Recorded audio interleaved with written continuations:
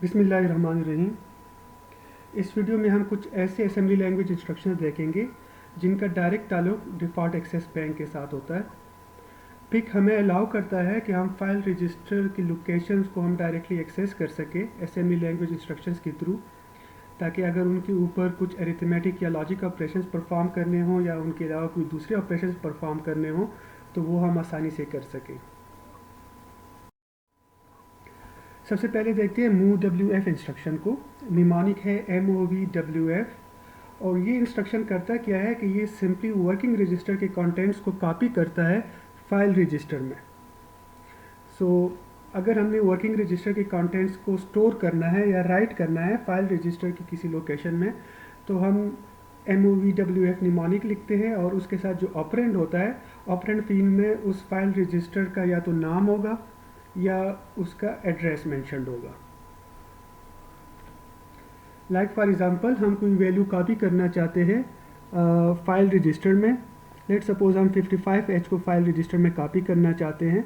Now 55H हमें पता है कि ये एक लिटरल वैल्यू है, इमीडिएट वैल्यू है। लिटरल वैल्यू या इमीडिएट वैल्यू को हम डायरेक्टली फाइल रजिस्टर की लोकेशन में स्टोर नहीं कर सकते। सबसे पहले हम क्या करेंगे कि 55H को हम कॉपी करेंगे वर्किंग रजिस्टर में। हम इंस्ट्रक्शन लिखते हैं MOVLW55H। इस इंस्ट्रक्शन की एग्जीक्यूशन के बाद वर्किंग रजिस्टर के कंटेंट्स हो जाएंगे 55H। हम इसके बाद हम क्या करेंगे कि इस वर्किंग रजिस्टर के कंटेंट्स को हम स्टोर करेंगे फाइल रजिस्टर की लोकेशन में। तो हम इंस्ट्रक्शन लिखते हैं MOVWF port B। Let suppose हम पोर्ट B में कॉपी करते हैं। तो इस इंस्ट्रक्शन की एग्जीक्यूशन के बाद वर्किंग रजिस्टर के जो कंटेंट्स थे 55H जो हमने पहली इंस्ट्रक्शन में उसमें मूव कराए थे, वो 55H जाके स्टोर्ड हो जाएंगे पोर्ट B, जो कि एक फाइल रजिस्टर है, स्पेशल फंक्शन रजिस्टर है, पोर्ट B में स्टोर हो जाएंगे। सो after execution of this instruction the contents of port B will be 55H। Similarly अगर यही कंटेंट्स को हम पोर्ट C में मूव करना चाहते हैं तो हम लिखते हैं MOVWF पोर्ट C। इस इंस्ट्रक्शन के बाद पोर्ट C के कंटेंट्स भी 55H हो जाएंगे, वही कंटेंट्स जो कि वर्किंग रजिस्टर के कंटेंट्स थे। सिमिलरली MOVWF पोर्ट D अगर लिखते हैं तो वही 55H जो कि वर्किंग रजिस्टर के कंटेंट्स थे वो पोर्ट D में स्टोर हो जाएंगे। हम एड्रेस के साथ भी कर सकते हैं। लेट सपोज हम कोई और वैल्यू वर्किंग रजिस्टर में स्टोर करते हैं MOVLW99H की इंस्ट्रक्शन के साथ। After execution of this instruction the contents of working register will B 99H। जैसे हम ये इंस्ट्रक्शन एग्जीक्यूट करते हैं वर्किंग रजिस्टर के कंटेंट्स हो जाएंगे 99H। अब इन्हीं वर्किंग रजिस्टर के कंटेंट्स जो कि 99H थे वो हम लोकेशन 0 पे स्टोर कर सकते हैं after execution of this instruction MOVWF, और ऑपरेंड फील्ड में हमने एड्रेस दे दिया है 0H। जैसे ही इंस्ट्रक्शन एग्जीक्यूट होगी वर्किंग रजिस्टर के कंटेंट्स इस लोकेशन पे 0H पे जाके स्टोर्ड हो जाएंगे। सिमिलरली अगर हम लिखते हैं MOVWF 1H तो वही वर्किंग रजिस्टर के कंटेंट्स जो कि इस केस में 99H थे वो जाके स्टोर हो जाएंगे eight location 1H। Okay, 8WF instruction देखते हैं।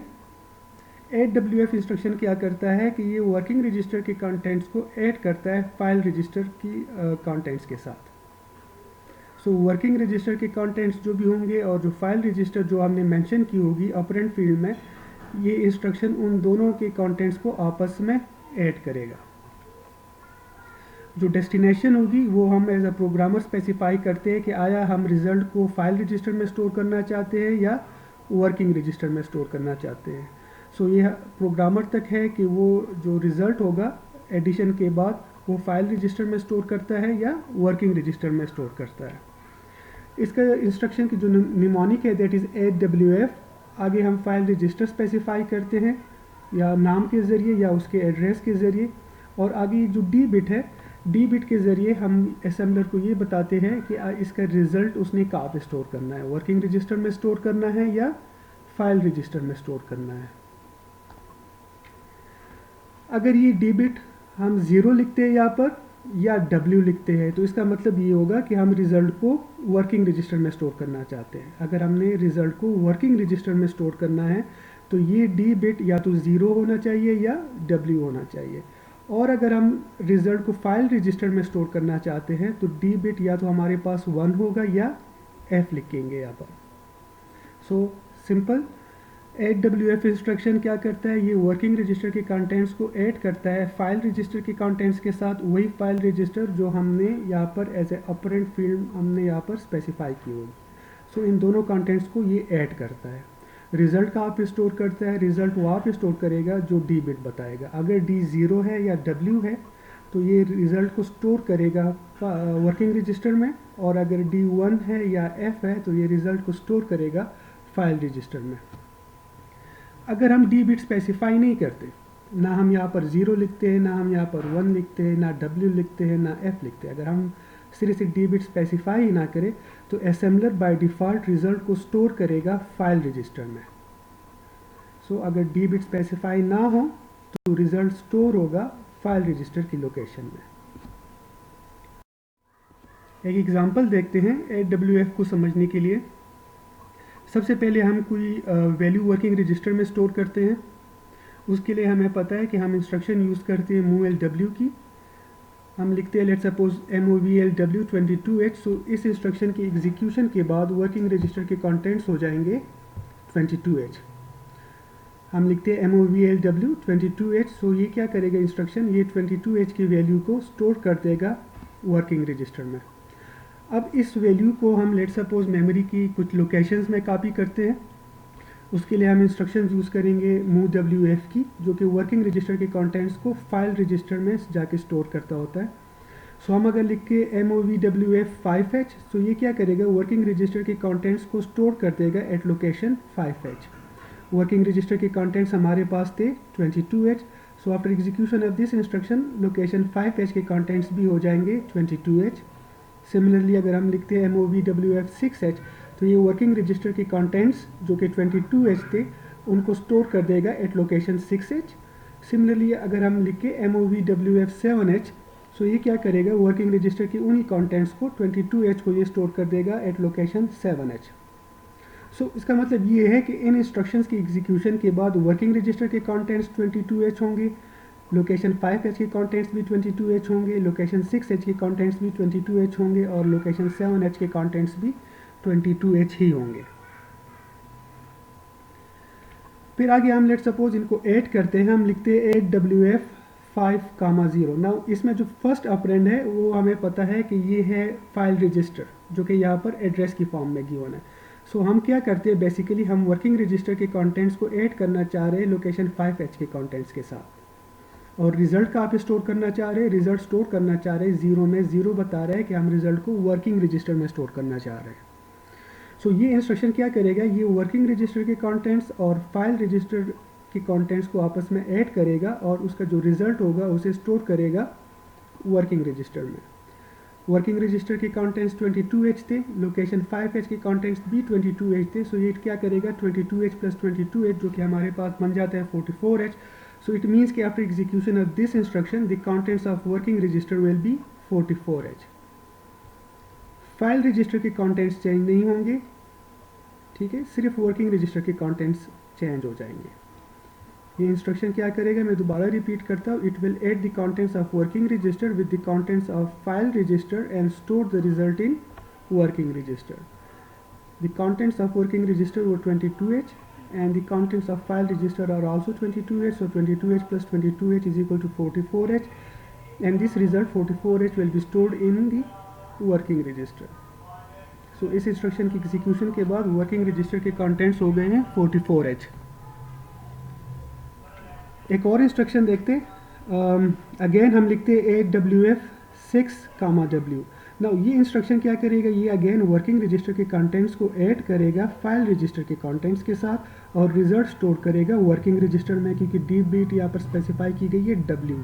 सो हमें पता है कि जब डी बिट 0 हो या W हो तो रिजल्ट स्टोर होता है वर्किंग रजिस्टर में। ओके, अब हम देखते हैं वर्किंग रजिस्टर के कंटेंट्स इस इंस्ट्रक्शन की एग्जीक्यूशन से पहले क्या थे, 44H थे, और लोकेशन 6H के कंटेंट्स हमारे पास 22H थे। सो ये इंस्ट्रक्शन क्या करेगा, ये 44H और 22H को आपस में ऐड करेगा, और जो रिजल्ट आएगा उसे स्टोर करेगा वर्किंग रजिस्टर में। सो इस इंस्ट्रक्शन की एग्जीक्यूशन के बाद लोकेशन 6H के तो कंटेंट्स चेंज नहीं होंगे, वो वही 22H ही रहेंगे, लेकिन वर्किंग रजिस्टर के कंटेंट्स हो जाएंगे 66H। ओके, इस इंस्ट्रक्शन को देखें, AWF7,1। नाउ ये इंस्ट्रक्शन क्या करेगा, ये वर्किंग रजिस्टर के कंटेंट्स को ऐड करेगा लोकेशन 7H के कंटेंट्स के साथ और रिजल्ट को स्टोर करेगा फाइल रजिस्टर में, मतलब 7H की जो लोकेशन है उधर रिजल्ट को स्टोर करेगा, क्योंकि यहाँ पर डी बिट स्पेसिफाई की गई है 1। अगर हम डी बिट को 1 स्पेसिफाई करें या F की फॉर्म में स्पेसिफाई करें तो रिजल्ट स्टोर होता है फाइल रजिस्टर में। या अगर हम डी बिट सिरे से स्पेसिफाई ना करें, ना 0 लिख के, ना W लिख के, ना 1 लिख के, ना F लिख के, तो बाय डिफ़ॉल्ट रिजल्ट स्टोर होगा फाइल रजिस्टर की लोकेशन में। सो इस इंस्ट्रक्शन की एग्जीक्यूशन से पहले हमें पता था कि वर्किंग रजिस्टर के कंटेंट्स थे 66H, तो ये 66H को ऐड करेगा लोकेशन 7H के कंटेंट्स के साथ। लोकेशन 7H के कंटेंट्स हमारे पास 22H थे। सो ये इंस्ट्रक्शन क्या करेगा, ये 66H प्लस 22H जो कि हमारे पास 88H बनता है, उसे स्टोर करेगा फाइल रजिस्टर लोकेशन 7H पे। सो इट मीन्स कि after execution of this instruction the contents of location 7 will be 88H और वर्किंग रजिस्टर के कंटेंट्स चेंज नहीं होंगे। वर्किंग रजिस्टर के कंटेंट्स इस इंस्ट्रक्शन से पहले 66H थे, सो इस इंस्ट्रक्शन की एग्जीक्यूशन के बाद भी 66H ही रहेंगे।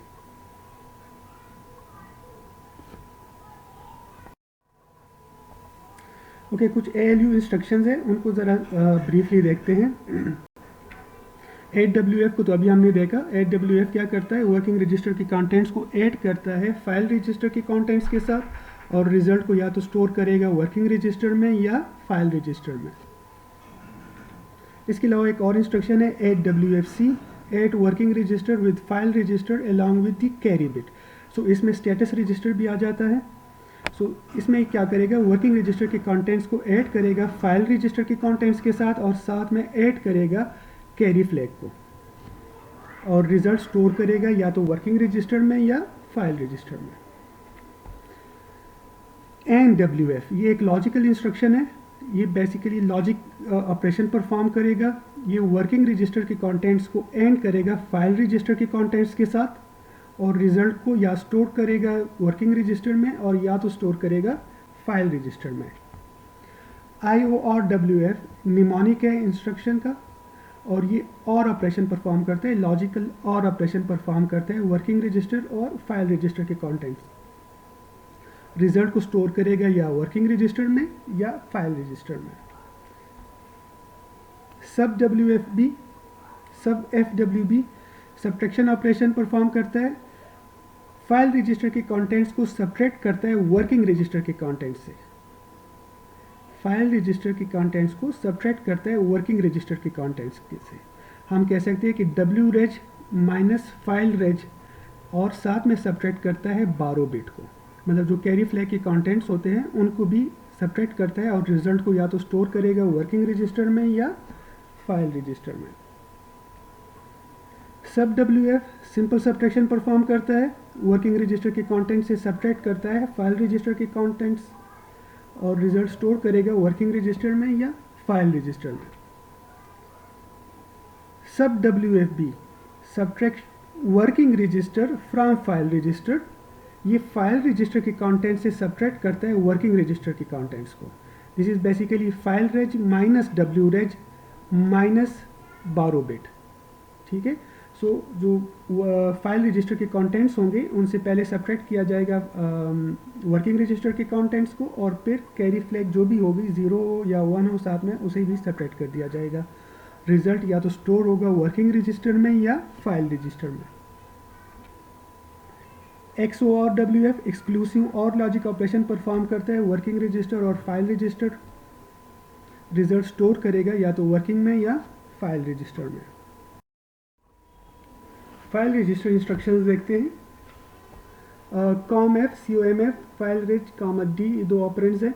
COMF इंस्ट्रक्शन क्या करता है कि जो फाइल रजिस्टर के कंटेंट्स को इन्वर्ट करता है, उनका वंस कॉम्प्लीमेंट ले लेता है और रिजल्ट को या तो स्टोर करेगा फाइल रजिस्टर के अंदर ही और या रिजल्ट स्टोर होगा वर्किंग रजिस्टर में।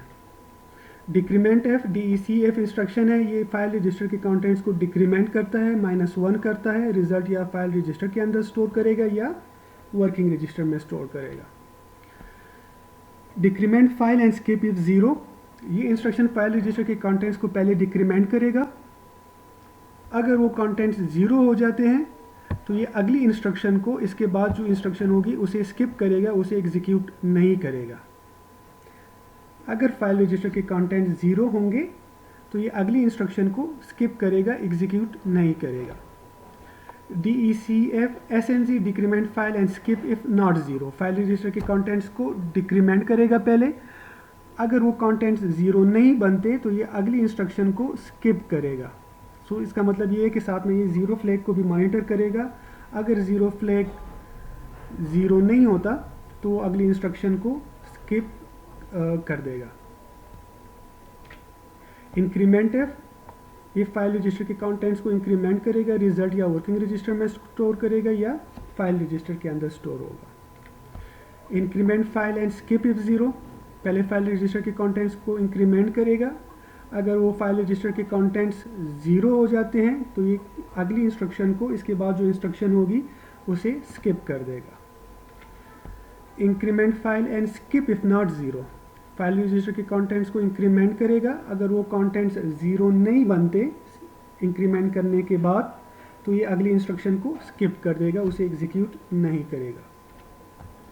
मूव इंस्ट्रक्शन, ये एक इंपॉर्टेंट इंस्ट्रक्शन है। MOVF, ये फाइल रजिस्टर के कंटेंट्स को मूव करेगा। कहाँ पर मूव करेगा? उसी फाइल रजिस्टर के अंदर दोबारा भी स्टोर कर सकता है और वर्किंग रजिस्टर के अंदर भी स्टोर हो सकता है। सो बेसिकली जब हमने फाइल रजिस्टर के कंटेंट्स को, ज़्यादातर ये यूज़ होता है जब हम फाइल रजिस्टर के कंटेंट्स को वर्किंग रजिस्टर में लाना चाहते हैं तो उसके लिए हम यूज़ करते हैं MOVF instruction. Okay, negate F instruction, NEGF instruction, ये फाइल रजिस्टर के कंटेंट्स को नेगेट करेगा। रिजल्ट या तो स्टोर होगा वर्किंग रजिस्टर में या फाइल रजिस्टर के अंदर ही। नेगेट का मतलब ये है कि बेसिकली फाइल रजिस्टर के कंटेंट्स का 2's कॉम्प्लीमेंट लेता होता है। जो COMF है वो सिंपली इन्वर्ट करता है, वो 1's कॉम्प्लीमेंट लेता है, जबकि जो नेगेट F इंस्ट्रक्शन है ये फाइल रजिस्टर के कंटेंट्स का 2's कॉम्प्लीमेंट लेगा। Okay, RLCF instruction, rotate left through carry flag, ये फाइल रजिस्टर के कंटेंट्स को रोटेट करता होता है। कैसे रोटेट करेगा? लेफ्ट साइड पे रोटेट करेगा। इसका मतलब ये है कि rotate left through carry flag का मतलब ये है कि जो फाइल रजिस्टर की जो मोस्ट सिग्निफिकेंट बिट होगा वो फाइल रजिस्टर से निकल के कैरी फ्लैग में चला जाएगा और जो कैरी फ्लैग के जो कंटेंट्स होंगे वो फाइल रजिस्टर में शामिल हो जाएंगे as a least significant bit.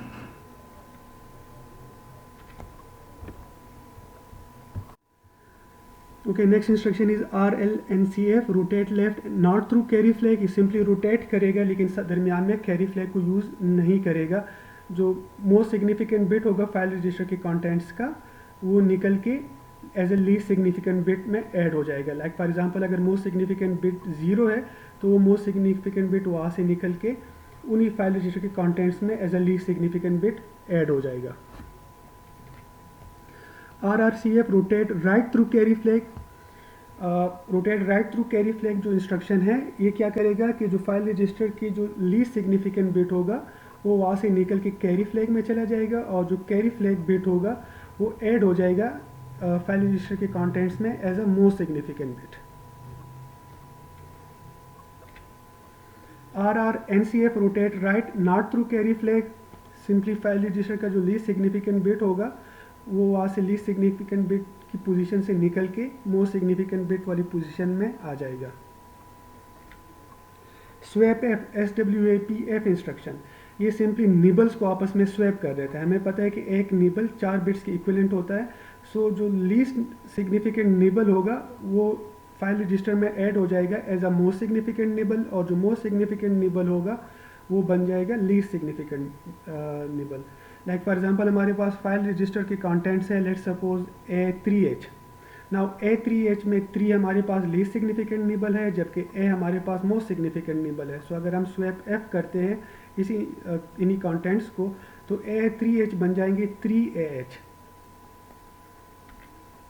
BTG, bit toggle, ये स्पेसिफिक बिट को टॉगल करेगा, उसको 0 करेगा या 1 करेगा। इन इंस्ट्रक्शंस को हम डिटेल से देखेंगे आगे अरिथमेटिक या लॉजिक इंस्ट्रक्शन वाली वीडियो में।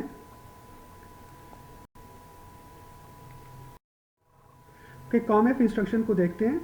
कॉम एफ इंस्ट्रक्शन, जिस तरह हमने प्रीवियस स्लाइड में देखा कि कॉम एफ इंस्ट्रक्शन क्या करेगा कि फाइल रजिस्टर के कंटेंट्स का कंप्लीमेंट लेता होता है, उनका वंस कंप्लीमेंट लेता है। जो ज़ीरो होता है उसे 1 कर देता है और जो 1 होता है उन कंटेंट्स में उसे 0 कर देता है।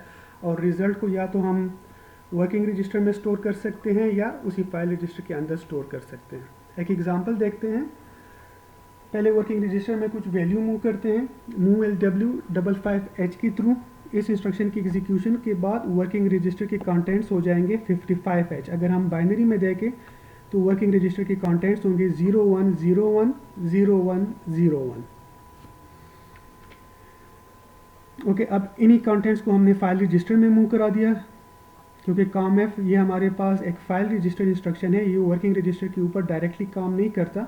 सो जो भी हमने जिनको कॉम्प्लीमेंट करना हो तो उन कंटेंट्स को फाइल रजिस्टर में होना चाहिए। सो हम क्या करते हैं कि इन्हीं 55H को हम मूव करा देते हैं, कॉपी कर देते हैं पोर्ट बी रजिस्टर में, जो कि एक फाइल रजिस्टर है, एक स्पेशल फंक्शन रजिस्टर है। So after execution of this instruction the contents of port B will be 55H 0101 0101। अब हम इनको कॉम्प्लीमेंट कर सकते हैं। Com F port B comma F का मतलब ये है कि हम पोर्ट बी के कंटेंट्स को कॉम्प्लीमेंट करेंगे और रिजल्ट को पोर्ट बी में ही स्टोर करेंगे। So after execution of this instruction port B के कंटेंट्स हो जाएंगे AA H। AA H हमें पता है कि वंस कॉम्प्लीमेंट है 55H का। सो जो 0 था वो 1 हो गया और जो 1 था वो 0 हो गया। So after execution of this com F instruction the contents of port B will be 1010 1010।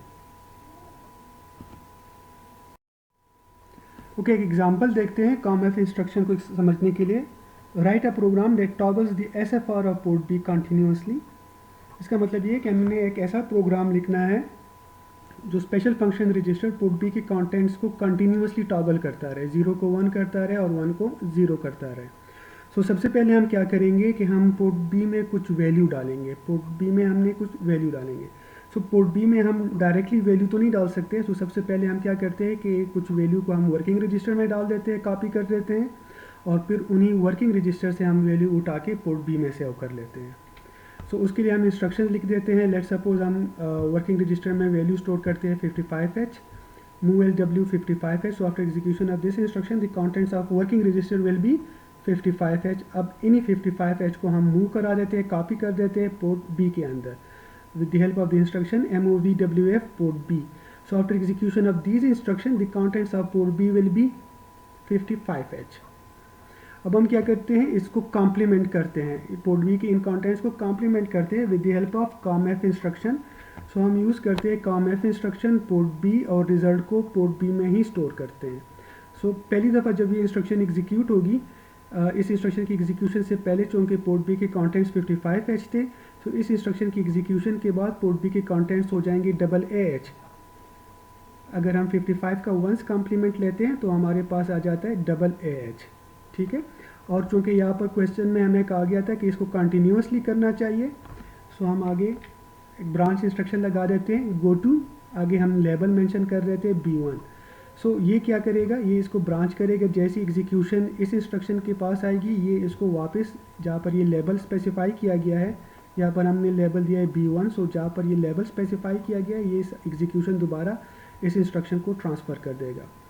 So initially हमारे पास 55H थे, जब पहली दफ़ा ये इंस्ट्रक्शन एग्जीक्यूट हो गई तो AA H हो गया, फिर जब दोबारा कॉम्प्लीमेंट होंगे तो दोबारा 55 हो जाएंगे और AA। सो बार बार ये इंस्ट्रक्शन 55 AA 55 AA 55 AA, इसका मतलब ये है कि 0 को 1 करता रहेगा और 1 को 0 करता रहेगा।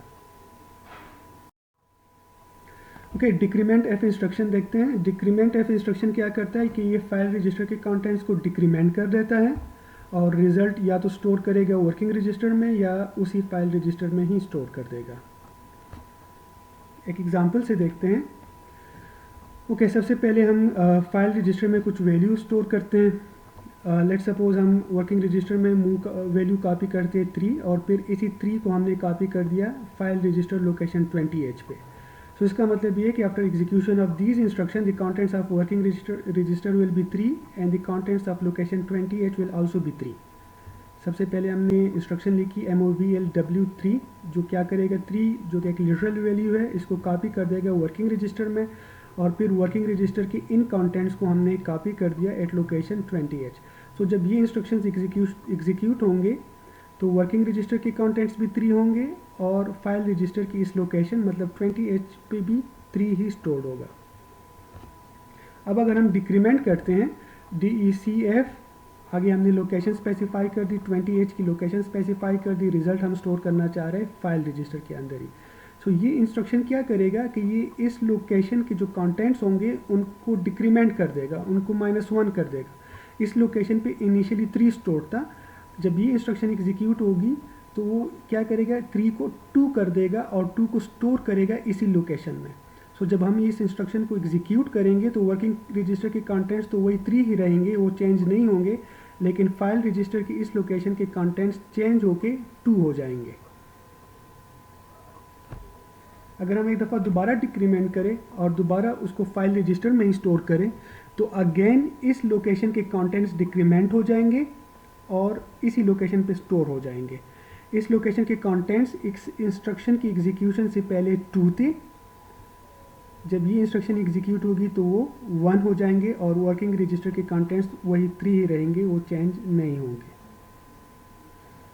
अब इसी कोड को अगर आप कंट्रास्ट करें इस एग्जांपल के साथ, इसी में भी हमने उस तरह किया, सबसे पहले वर्किंग रजिस्टर में 3 कॉपी किया और फिर उसी 3 को मतलब उसी वर्किंग रजिस्टर के कंटेंट्स को हमने कॉपी कर दिया लोकेशन 20H पे।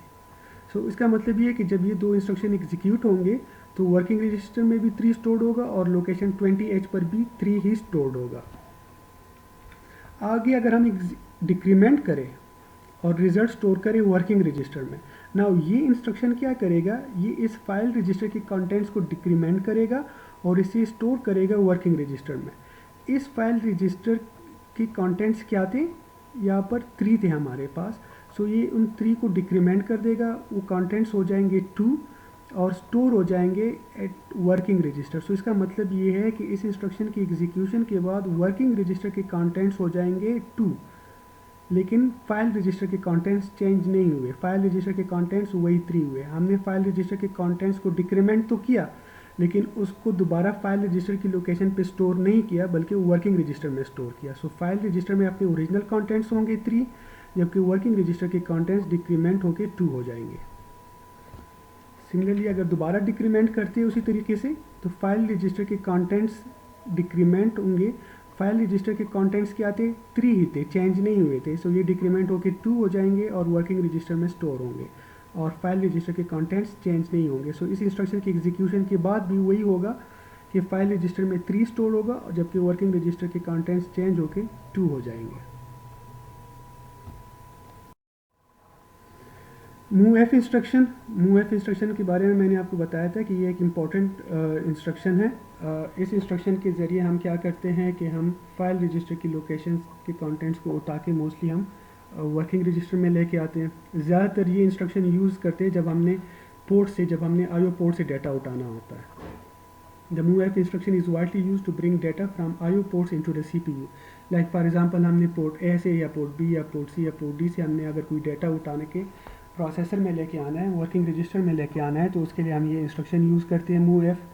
सिर्फ पोर्ट से नहीं, जनरल पर्पज़ रैम की किसी भी लोकेशन से या किसी भी SFR से हम डाटा उठा के अगर हम वर्किंग रजिस्टर में लेके आना चाहे तो उसके लिए हम ये इंस्ट्रक्शन यूज़ करेंगे MOVF वाली। वर्किंग रजिस्टर में क्यों लेके आते हैं हम डाटा, क्योंकि अगर हमने कोई अरिथमेटिक या लॉजिक ऑपरेशन या कोई दूसरा ऑपरेशन परफॉर्म करना है तो हम SFR के ऊपर डायरेक्टली नहीं कर सकते। तो सबसे पहले हमने उन कंटेंट्स को वर्किंग रजिस्टर में लाना होता है, फिर उसके ऊपर जो भी हमने अरिथमेटिक या लॉजिक ऑपरेशन परफॉर्म करनी है उसके ऊपर हम अरिथमेटिक या लॉजिक ऑपरेशन परफॉर्म करते हैं। फिर अगर हमने उसे दोबारा फाइल रजिस्टर में स्टोर करना हो, अगर हमारी ज़रूरत हो कि उसे दोबारा स्टोर करें तो दोबारा उसको फिर स्टोर करते हैं, लेकिन हम डायरेक्टली उसके ऊपर अरिथमेटिक या लॉजिक ऑपरेशन परफॉर्म नहीं कर सकते। इसके अलावा अगर हमने फाइल रजिस्टर के कंटेंट्स को टेस्ट करना हो कि लेट्स सपोज कि वो कंटेंट 0 है या 0 नहीं है, तो उसके लिए भी हम मूव इंस्ट्रक्शन यूज़ करते हैं। ओके, एक एग्जांपल देखते हैं। Write a program to get data from the SFRs of port B and send it to the SFRs of port C continuously. इस प्रोग्राम में हम क्या करेंगे, हम पोर्ट बी जो कि एक स्पेशल फंक्शन रजिस्टर है उसके कंटेंट्स, उससे डाटा उठाएंगे और उस डाटा को हम सेंड करेंगे पोर्ट सी को।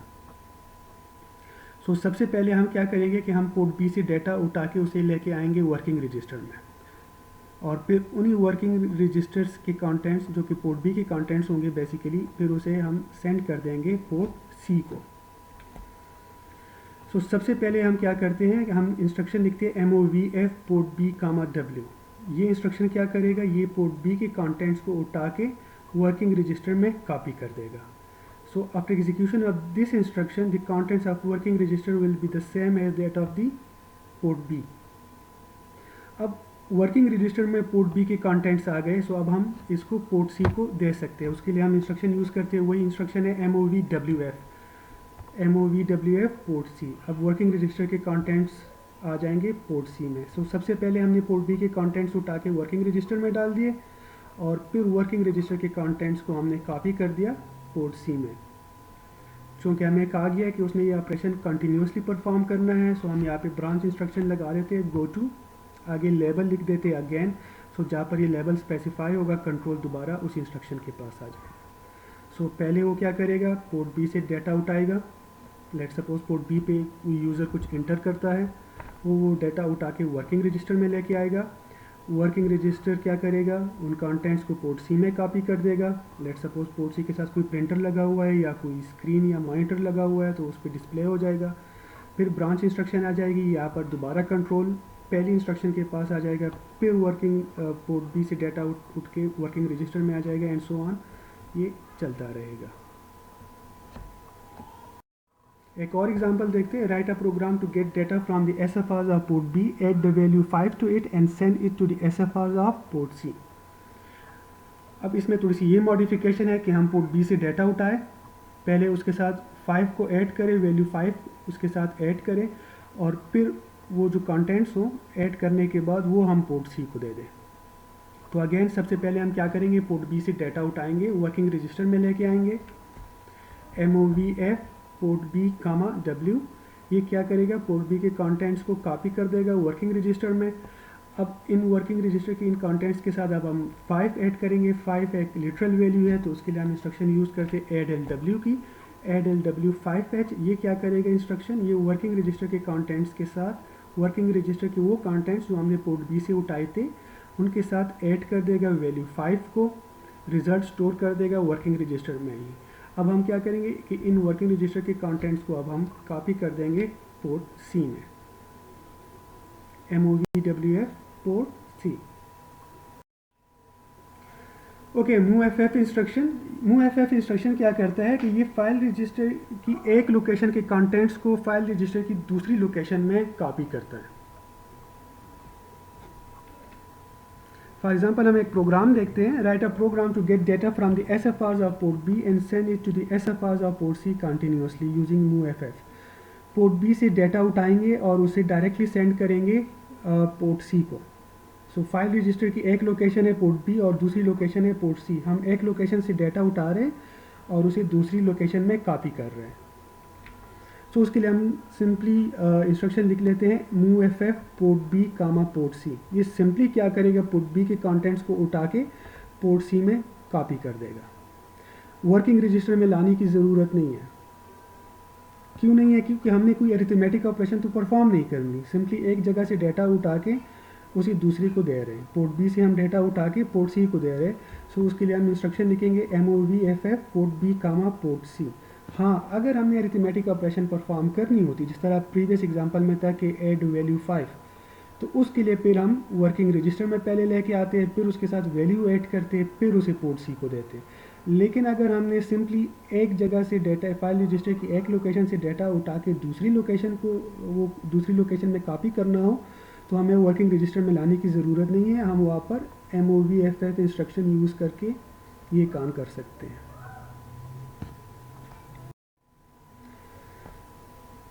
जो इंस्ट्रक्शन हमने एक्सप्लेन नहीं की वो कमिंग वीडियो में इंशाल्लाह एक्सप्लेन करेंगे। सुनने का बहुत शुक्रिया। अल्लाह हाफ़िज़।